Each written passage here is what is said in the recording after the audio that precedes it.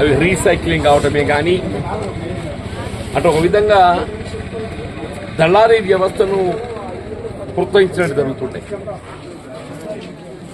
ఈ దళారీ వ్యవస్థను అరికట్టడం అనే ఆలోచనతో పాటుగా ఇలా ప్రభుత్వ పరంగా పంపిణీ చేసే అటువంటి నిత్యావసర వస్తువులు ఏవైనా కానీ అవి వినియోగానికి ఉపయోగకరంగా ఉండాలనే ఒక భావన తలంతో ఇలా రాష్ట్రంలో కాంగ్రెస్ ప్రభుత్వం ఏర్పడడంతో ముఖ్యమంత్రి గౌరవ రేవంత్ రెడ్డి గారు అట్లాగే పౌర సరఫరా శాఖ మంత్రులు ఉత్తమ్ రెడ్డి గారు ఏదైతున్నదో ఈ సన్న బియ్యం కల్పనకు సంబంధించి ఒక కార్యాచరణ రూపొందించి అంటే ఇదంతా సులువుగా అమలు చేయగలిగే కార్యక్రమం కాదు. ఎందుకంటున్నా అంటే సన్న రకం ఇద్దామని చెప్పి అనుకున్న బియ్యం కూడా అందుబాటులోకి రావాలి. ఆ బియ్యం అందుబాటులో లేకుండా మనం ఇద్దామని ఇవ్వలేదు. గతంలో ఏదైతే దొడ్డు రకం మాత్రమే మనకు అందుబాటులో ఉంటుంది. అటు సన్న రకాన్ని అందుబాటులో తేవడానికి రైతాంగం సన్న రకం ధాన్యాన్ని సాగు చేయబడే విధంగా ఎవరైతే రైతు సన్న రకం ధాన్యం సాగు చేస్తే మరి క్వింటల్కి 500 రూపాయల ప్రోత్సాహం ఇవ్వడం జరుగుతుంది అని చెప్పని ప్రభుత్వం ప్రకటించడంతో రైతాంగం లోపల కూడా కొంత ఆలోచన వచ్చింది. మనం వినియోగించే బియ్యం ఏదైతుందో అవి నాణ్యతకు అనుగుణంగా ఉండాలి, ప్రభుత్వం కూడా మనం తోడు నిలుస్తున్నది అనే ఆలోచనతో ఏదైతుందో దాదాపు 25% ఆఫ్ ఫార్మరే మొన్న ఖరీఫ్లో సన్న రకానికి కన్వర్ట్ అయింది. సన్న రకానికి కన్వర్ట్ కావడంతో ఈ 500 రూపాయలు క్వింటల్కి అదనంగా బోనస్ ఇచ్చి ప్రోత్సాహం సేకరించి దాన్ని బియ్యంగా కన్వర్ట్ చేసి వీళ్ళ రాష్ట్ర ప్రభుత్వం దగ్గర 8 మాసాలకు సరిపడే బియ్యాన్ని సేకరించింది. ఇదేదో ఇట్లా ఆరంభించి అట్లా మళ్ళీ నెల వచ్చే వరకల్లా అయ్యో బియ్యం లేవు కదా అని చెప్పనే రకంగా కాదు. ఈ కార్యక్రమం కొనసాగింపు శాశ్వతంగా కొనసాగింపబడాలి. శాశ్వతంగా కొనసాగింపబడాలని ఆలోచనతో ఏదైతుందో 8 మాసాలు సరిపడే బియ్యాన్ని సమకూర్చుకునే వాళ్ళ కార్యక్రమాన్ని ఆరంభించారు. మళ్ళీ ఖరీఫ్ వస్తున్నది, మళ్ళీ ఖరీఫ్ వస్తే పంట వస్తుంది. మళ్ళీ పంట వస్తే రైతాంగానికి ఏదైతుందో ఈ సన్న రకాలకు ప్రోత్సాహం, మళ్ళీ ఏదైతుందో మనకు బియ్యం లభించే అవకాశం వస్తుంది. అంటే ఇక త్రూఅవుట్ ది ఇయర్ మనం సన్న రకం ఏదైతుందో అందింప చేయగలిగేటువంటి అవకాశం ప్రభుత్వం ఏదైతుందో నిర్మాణాత్మకంగా కార్యక్రమం రూపొందించుకొని ఈ విశ్వావసునామ సంవత్సరం ఈ ఉగాది నూతన సంవత్సరానికి వెళ్ళి ఆరంభింప చేయడం చేస్తున్నాం చెప్పంటారు. వాస్తవంగా ఒకప్పుడు ఈ రోజు 1983 అప్పుడు ఎన్టీ రామారావు గారు ముఖ్యమంత్రిగా ఈ పబ్లిక్ డిస్ట్రిబ్యూషన్ సిస్టమ్ కింద నిత్యావసర వస్తువుల పంపిణీ మరి 2 రూపాయల కిలో బియ్యం ఇస్తామని చెప్పినప్పుడు అందరూ కూడా ఆశ్చర్యపోయింది. 2 రూపాయలకి కిలో బియ్యం అని చెప్పారు. అది కార్యక్రమం అమలుకి వచ్చింది. తదుపరి కాలంలో చంద్రబాబు నాయుడు గారు ముఖ్యమంత్రి కావడంతో ఏదైతుందో 94, 99లో ఆ 2 రూపాయలు ఏదైతుందో ఆయన 94లో 3 రూపాయలు 50 పైసలు చేసి, 99లో 5 రూపాయలు 25 పైసలు చేసి, తర్వాత 2004లో ఎప్పుడైతే రాష్ట్రంలో కాంగ్రెస్ ప్రభుత్వం ఏర్పడ్డదో వైఎస్ రాజశేఖర రెడ్డి గారు ముఖ్యమంత్రిగా వాళ్ళు అంతవరకు అమల్లో ఉన్న 5 రూపాయలు 25 పైసల కిలో బియ్యాన్ని 2 రూపాయలకి తగ్గించి మళ్ళీ మనకు 2 రూపాయలు తెర మీదకి ఎప్పుడు వచ్చింది? 2008 నుండి వచ్చింది. 2008 పూర్వము 5 రూపాయలు 25 పైసలు ఉంది. 2008 నుండి వైఎస్ రాజశేఖర రెడ్డి గారు ఏదైతుందో 2 రూపాయలకి కిలో బియ్యం అందింపజేసే విధంగా కార్యక్రమాన్ని అమలు చేయటం. కానీ ఏదైతే దొడ్డు బియ్యం మాత్రం అందించింది, సన్న రకం అందించలేకపోయింది. తదుపరి కిరణ్ కుమార్ రెడ్డి గారు ఏదైతుందో ఆ 2 రూపాయలు చేసింది. తెలంగాణ రాష్ట్రం ఏర్పడ్డ తర్వాత ఏదైతుందో ఈ రూపాయి కూడా ఎందుకు భారం అని చెప్పని మరి అప్పుడు టీఆర్ఎస్ ప్రభుత్వం దాన్ని 0 అంటే ఉచితంగా పంపిణీ చేయాలని సంకల్పించింది. కానీ పంపిణీ మాత్రం ఏదైతుందో దొడ్డు రకమే. ఇప్పుడు అప్పుడు ఏదైతుందో కేసీఆర్ గారు కొన్ని సందర్భాలలో పేర్కొన్నాడు, మీరు సన్న రకాన్ని సాగు చేయండి, మేము అంతో ఇంతో మీకు ప్రోత్సహిస్తామని చెప్పండి. కానీ ఆయన ఈ సన్న రకాల సాగుకు సంబంధించిన ప్రోత్సాహం కేవలం మాటలకే పరిమితం కావడంతో మనకు ఆశించినంతటువంటి రెస్పాన్సే రైతాంగం లోపల రాలేదు.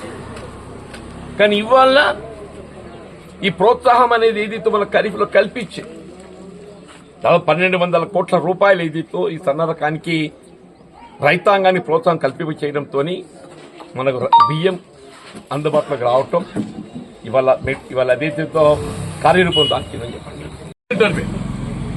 15 కోట్లు ఇవాళ మొత్తం రాయకల్ ఏదైతే ఉందో నేను మొన్న పోయి దాన్ని పరిశీలించడం జరిగింది. ఇప్పుడు టెస్టింగ్ అవుతున్నది. వచ్చి నేను అనుకుంటే ఏప్రిల్ చివరిలోగా ఈ పనులన్నీ పూర్తి పరిశీలన పూర్తయి 1 మే వరకు మనకు డైరెక్ట్ గా ఈ రామాజ్పేట ఫిల్టర్ బెడ్ ఉంది కదా మనకి ఇక్కడనే ఉన్నది, ఆడికల్ నీరు పొందే అవకాశం. అట్లా రాయకల్ మొన్న ఎన్నికలు పోయిన తర్వాత మా రైతు సోదరులు భీమనకాడ సరే నీ అదృష్టం లేకపోయా కానీ మా సంగతి ఏందా నీ యొక్క మాకేమైనా చేస్తావా చేయవా అని చెప్పారంటే మంచి ఏం సంగతి అంటే మాకు ఇటుకెళ్ళి పెరండలకి వెళ్ళి కుమ్మరిపల్లి రోడ్డు కావాలని.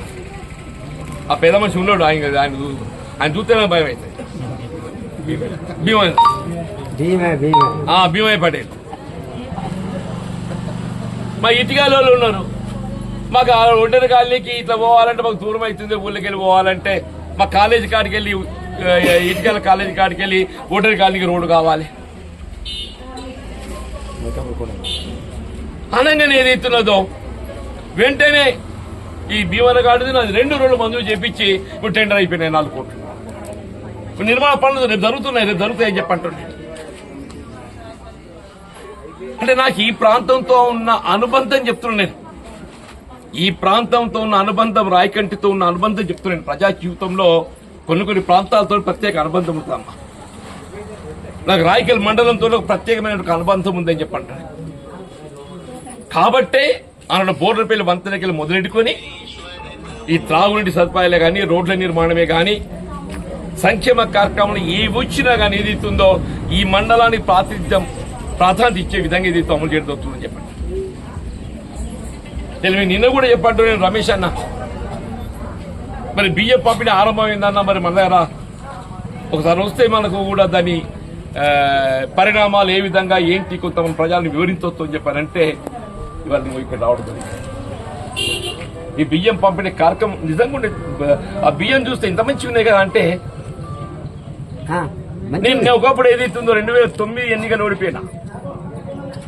పోయిన తర్వాత రాజశేఖర రెడ్డి గారు ముఖ్యమంత్రి అయిన రెండోసారి ఆయన ఓదార్పుగా నన్ను వినాయక చవితి నాడు ఇంటికి రమ్మని ఫ్రీ ఉంటాయి. సరే అది ఇది మాట్లాడిన తర్వాత నేను చెప్పిన ప్రజల్లో కొంత నిత్యావసర వస్తువుల ధరలు బాగా పెరిగిపోతున్నాయి సార్. మరి మనం పంపిణీ చేసేట ఒక బియ్యం దొడ్డు రకం అవుతుంది, వాళ్ళు తినడం ఏది ఇస్తుందో సన్న బియ్యం తింటున్నారు. మరి దొడ్డు రకాన్ని వినియోగించకుండా మనం పంపిణీ చేసిన లాభం ఉంటాయి. అంటే అప్పుడు సన్న రకము పంపిణీ చేయాలనే ఒక ఆలోచన దాని కార్యరూపం ఇద్దామని చెప్పంటే అందుబాటులో ఉంది. దొడ్డు రకాన్ని వినియోగించాలి అని ఆలోచన చేసి అంటే నాణ్యత అందులో ఉంటుంది, అంటే దానిలో పోషకపు విలువలు ఉంటాయి దొడ్డు రకంలో.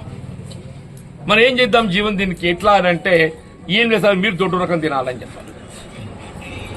సీఎం ఆయనే ఆశ్చర్యపోయి ఒక నిమిషం ఇట్లా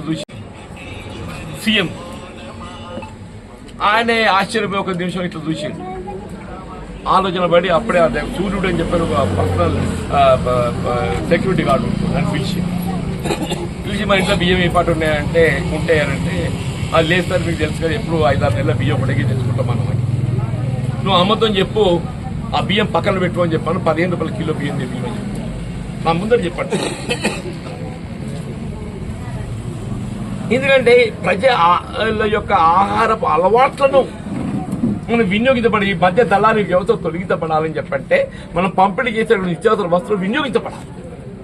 అప్పుడు దొడ్డు రకాన్ని సన్న బియ్యం ఇద్దామంటే ఇవ్వగలిగేటువంటి ఒక సరుకు లేకుండే ఆయన క్యాబినెట్ లో డిస్కస్ చేసి నేను దొడ్డు రకం తింటున్నా, మీరు దొడ్డు రకాల పోషక విలువలు ఎక్కువ ఉంటాయి, దాన్ని మీరు ఏదైతుందో మరి సన్నరకమైనటువంటి ఒక దానిలో పడిపోయి మీరు వాటిని వినియోగిస్తున్నారు. అది కరెక్ట్ కాదు, వినియోగించండి. ఇవాళ ఏదైతుందో రేవంత్ రెడ్డి గారు ముఖ్యమంత్రిగా వీళ్ళ ప్రజా ఆలోచన విధానాన్ని పసిగట్టిండు. ప్రజా ఆలోచన విధానాన్ని పసిగట్టిండు. దొడ్డు రకాన్ని తినిపిద్దామని చెప్పి తినట్లేరు. తినట్లేరు. పోషక విలువలు ఎక్కువ ఉంటాయి, బాగా బలం వస్తుంది, ఆరగయి, అది అర్థమే, అది లేదు. కాబట్టి ఏం చేసిండు, ఆ సన్న రకాన్ని ఇంట్రడ్యూస్ చేయడానికి కావాల్సినటువంటి ఒక ధాన్యం ఉత్పత్తి చేసి రైతులు ప్రోత్సహించడానికి ఏదైతే క్వింటల్కి 5 రూపాయలు ప్రోత్సాహం కల్పించి అటు రైతాంగానికి అండగా నిలిచి వినియోగదారులకు చెప్పండి, వినియోగదారులకు ఈ దుర్వినియోగం కాకుండా ఏదైతుందో వినియోగపడాలి. దీని కొద్దిమంది ఏదైతే రాజకీయం చేసే ప్రయత్నం చేస్తుండ్రు. దీని మా సొమ్మే సర్కార్ది, కేంద్రం. అరే నాయన, కేంద్రం అయితే రాష్ట్రం అయితే సొమ్ము ఎక్కింది, ప్రజల సొమ్ము. నువ్వు నీ ఇంటికి తెచ్చి పెడుతున్నావా, నేను నా ఇంటికి తెచ్చి పెడుతున్నా? ఇది ప్రజల సొమ్ము. మోడీ ఇంటికి తెత్తలేడు, రాష్ట్రం కూడా ఈ ఇంటికి తెత్తలేడు. కానీ కార్యక్రమం రూపొందింప చేయడం ప్రధానం అంటున్నాను. ఆలోచన విధానం ప్రధానం అని చెప్పి అంటున్నాను. విలువలను గౌరవించిన వాడు నువ్వు నైతిక విలువలకు గౌరవం ఇవ్వాలి అంటే రాజ్యాంగ నిబంధనలు గౌరవించడము ప్రతి భారత పౌరుడి యొక్క బాధ్యత, కాంగ్రెస్ పార్టీ యొక్క బాధ్యత, కాంగ్రెస్ పార్టీ యొక్క ఆలోచన విధానం అని చెప్పండి. ఆ విధంగా ఎవరైతే రాజ్యాంగ నిబంధనలను గౌరవిస్తారో వాడే నిజమైన కాంగ్రెస్ వాది అని చెప్పండి. రాజ్యాంగ నిబంధనలను ఉల్లంఘించే ప్రయత్నం చేసేవాడు ఎవడు కూడా చెప్పండి, ఎవరు కానీ చెప్పండి. We cannot treat them Congress. Babasaheb BR Ambedkar garu అంత గొప్ప మహనీయుడు అని చెప్పండి. అదే జై బాపు, జై భీమ్, జై సంవిధాన్ కార్యక్రమం. దాని అర్థం అని చెప్పండి. ఏదైనా ఈరోజు మరి రాయకల్లో మీ అందరు కలుసుకొని ఇంత మంచి కార్యక్రమం అమల్లో ఏదైతుందో మరి పాల్గొనే అవకాశం కల్పించిన రాయకల్ పట్టణం కాంగ్రెస్ అధ్యక్షులు విత్ రమేష్ గారు వారి సహచరులు ఇక్కడ ఇలా కాంగ్రెస్ పార్టీకి రాయకల్ ఎంత బలంగా ఉంది కదా అని చెప్పారంటే నిజంగా కూడా చెప్పంటున్నారు. రాయకల్ పట్టణమే కానీ మండలమే కానీ ఆదర్శంగా తీసుకోవాలి. రాయకల్ మండలాన్ని ఏదైతుందో ఆదర్శంగా తీసుకోవాలి. మీరు ఇంత బలంగా ఉండడమే నాకు కొంత ఆత్మధైర్యం అని చెప్పారు. తప్పకుండా రేపు భవిష్యత్తులో ఈ ప్రాంత అభివృద్ధి కొరకు ఏ కార్యం చేపట్టే అవకాశం ఉంటుంది. కానీ దీని ప్రాధాన్యత కూడా జరుగుతుంది. నేను ఏ హోదాలో ఉన్న హోదా ప్రధానం కాదు.